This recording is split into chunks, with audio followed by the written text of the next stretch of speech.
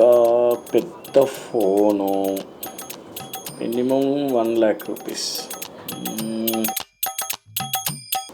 AC ఒకటి minimum 5 star, double door fridge పెద్దది, మామూలు ఉండదు. ఏం రాస్తున్నావు? ఇల్లు మారుతున్నా కదా, కొత్త సామాన్లు ఏమేమి తీసుకుందామని లిస్ట్ రాస్తున్నా. నువ్వేమన్నా పెద్ద కొత్త ఇంట్లోకి మారుతున్నావా? కిరాయి ఇంట్లకేనాయే?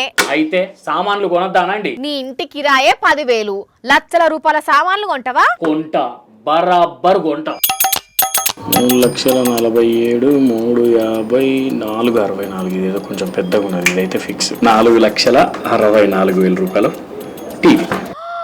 నిజంగానే లక్షల రూపాయల టీవీ ఆర్డర్ పెడుతున్నావా? గన్నిగనం పైసలు ఎక్కడిరా నీ దగ్గర?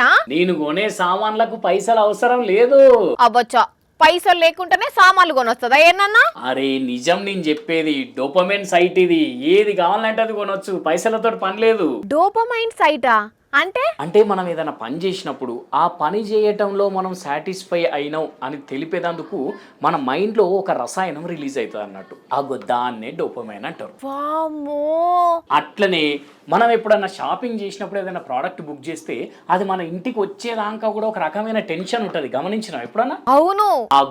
అట్లొచ్చే టెన్షను, ఆ కిక్కుతోటి వచ్చే సాటిస్ఫాక్షన్ వల్ల కలిగిన డోపమైన్ తోటే ఎక్కువ మంది అవసరం లేని సామాన్ని కూడా షాపింగ్ చేస్తున్నారట. ఓర్ని, అవునా? గిందుకేనేమో ఆఫర్ అని కనిపించగానే రేపట్ల పనికొస్తుంది, మళ్ళీ ఆఫర్ ఉంటుందో ఉండదో అప్పటికని కొంటుంటాము. అట్లా పైసలు ఖర్చు కాకుండా ఉండేదందుకు, ఖర్చును తప్పించుకునేటందుకే ఈ డోపమైన్ సైట్లను తయారు చేసిండ్రు అన్నట్టు. అంటే వాటిల్లో షాపింగ్ చేస్తే మళ్ళా చేయబుద్ధి కాదా? చేయబుద్ధి అవుతుంది, కానీ పైసలు అస్సలకే ఖర్చు కావు. ఎందుకంటే ఇవన్నీ కూడా డమ్మీ సైట్లు కాబట్టి. డమ్మీయా? సేమ్ ఒరిజినల్ సైట్ లెక్కనే అన్ని ఫోటోలు ఉంటాయి, ప్రోడక్ట్ డీటెయిల్స్ ఉంటాయి, రేట్లు ఉంటాయి, వాటికి ఆఫర్లు కూడా ఉంటాయి. అన్నిటిని మనం చెక్ చేసుకొని నచ్చిన వాటిని కార్ట్లో పెట్టి పైసలు కట్టినట్టే అన్ని వివరాలు ఇచ్చి అడ్రస్ కూడా ఎంటర్ చేసి ఆర్డర్ బుక్ చేయవచ్చు. మరి ఇంకేందిగా? అంతేకాదు, ప్రోడక్ట్ డెలివరీ అవుతున్నట్టు ఒక మ్యాప్ కూడా చూపెడుతుంది అన్నట్టు. మన ఇంటి దగ్గరికి ఎవరు వస్తున్నారు ఆ ప్రోడక్ట్ పట్టుకొని బండి మీద అన్నట్టు. కాబట్టి ఆ మ్యాప్ చూస్తున్న కొద్దీ మనకి ఇట్లా డోపమైన్ పెరిగిపోతూ ఉంటుంది అన్నట్టు. వస్తుంది ప్రోడక్ట్ అని. కానీ పైసలు ఖర్చు కావు, ప్రోడక్ట్ ఇంటికి రాదు. అంటే యాక్చువల్గా ఇది ఎందుకంటే మనం సాటిస్ఫై అవుతున్నాం అని చెప్పే డోపమైన్ని సాటిస్ఫై చేసే ప్లాన్ అన్నట్టు ఇదంతా. అంటిగా ఏం కొనకుంటేనే కొన్నట్టు ఫీల్ అయ్యి కొనకుండా ఉండిపోతామనా? అది కరెక్ట్గా చెప్పినావు. బాగా షాపింగ్ పిచ్చున్న వాళ్ళు ఉంటారు కదా, అట్లాంటి వాళ్ళకి మస్తు పనిచేస్తాయి అన్నట్టు ఈ సైట్లు.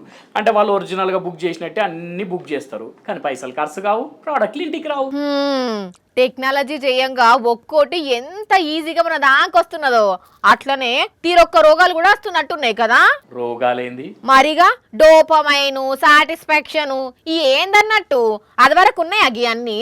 కరెక్టే, కానీ ఇవి రోగాలు కాదులే, మనిషిలో కలిగే ఫీలింగ్స్.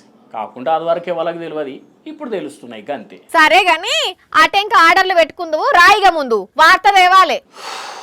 ఈ వార్త తెచ్చేటందుకు కూడా ఏదైనా కనిపెడతావని నేను చక్కగా. నేను వార్త లేకున్నా కానీ నీకు వార్త తెచ్చినట్టు అనిపించేది అందుకు.